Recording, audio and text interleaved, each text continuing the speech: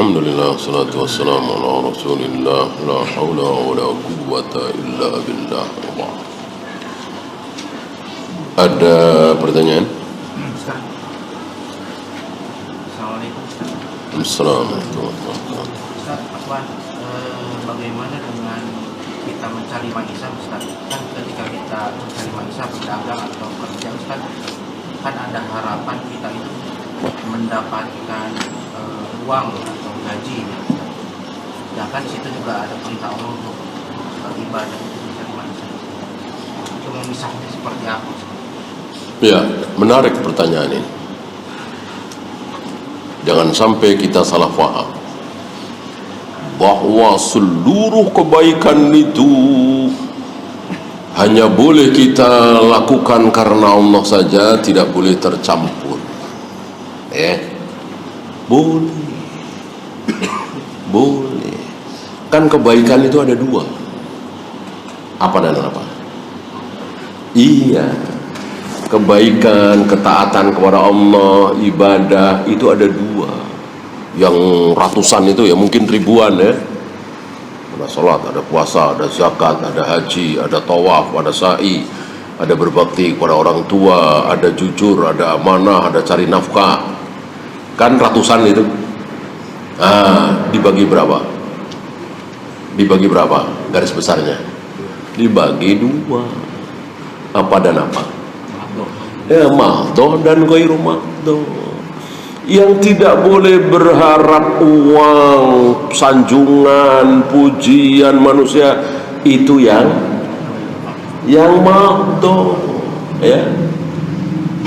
Sholat misalnya, tawaf, sa'i misalnya, kok berharap uang, ya nggak boleh. Berharap pujian nggak boleh. Adapun yang ghairu mahdoh, nikah, cari nafkah, boleh. Bahkan saat antum sedekah, antum lihat misalnya, antum melihat misalnya orang sedang kesakitan, ya, kesakitan, antum kecelakaan, antum langsung tolong bawa ke rumah sakit. Ini kan perbuatan baik ya. Antum cuman pengen orang ini sembuh, tertolong jiwanya, dan antum nggak inget pahala, surga, ridha Allah, nggak inget. Yang inget gimana caranya orang ini segera tertolong. Ikhlaskah? Ikhlas karena Allah? Iya, karena ini ghairu mahdoh.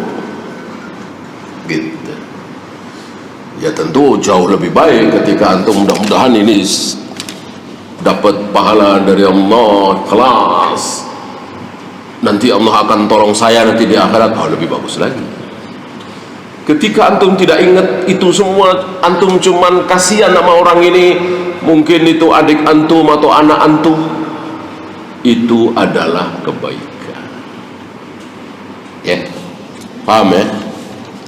Jadi yang tidak boleh berharap apapun, hanya boleh berharap ridha Allah saja, pahala saja. Itu khusus ibadah mahdoh.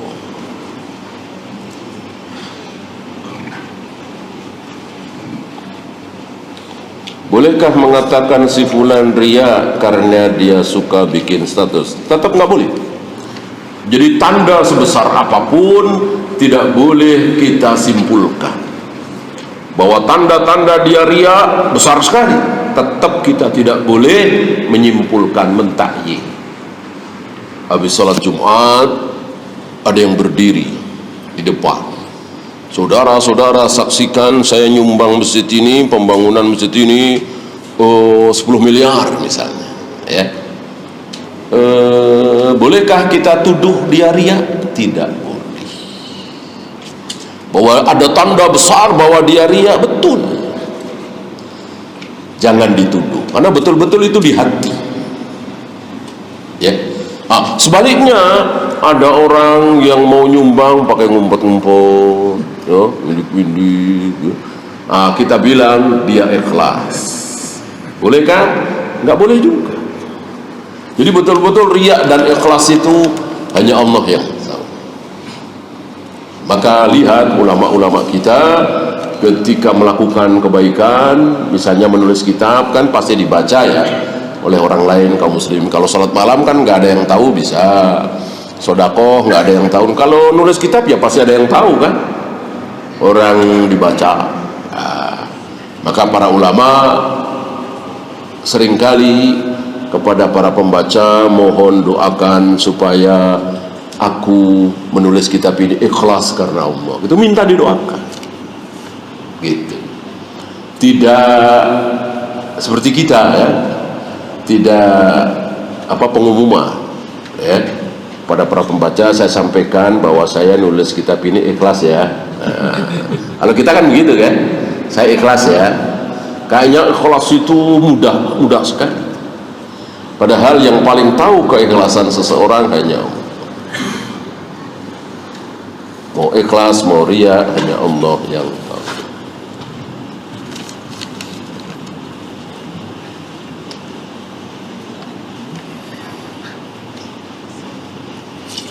Setan yang mengganggu kita ketika salat, apakah mereka tidak takut dengan bacaan Al-Quran? Seperti itu ya. Yang mereka lari sambil mengeluarkan durat itu ketika mendengar azan. Azan selesai balik lagi menggoda orang yang sedang sholat, tahiyatul masjid, qobliyah ya. Nanti terdengar qomat, lari lagi. Qomat selesai balik lagi menggoda. Dohirnya ya tidak tersakiti dengan bacaan Al-Quran ya. Beda ketika setan itu menampakkan diri minimal dalam ucapan, istilah kita kesurupan lah ya. Itu baru tersakiti oleh ayat-ayat Al-Quran.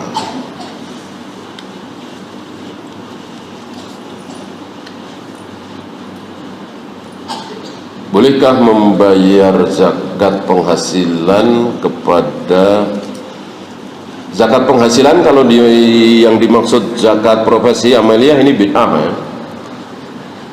Bolehkah membayar zakat kepada teman kita yang terlilit hutang? Boleh.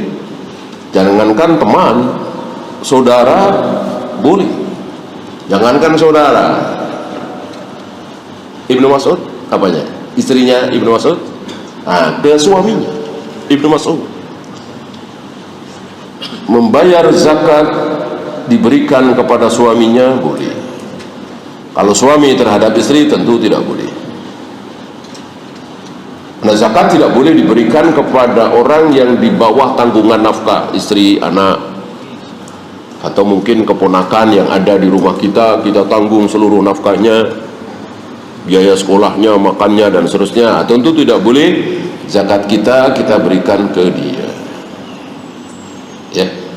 Adapun teman, tetangga dan seterusnya boleh. Terlilit hutang kan gharim kan, termasuk yang boleh menerima zakat, istilahnya mustahil ya.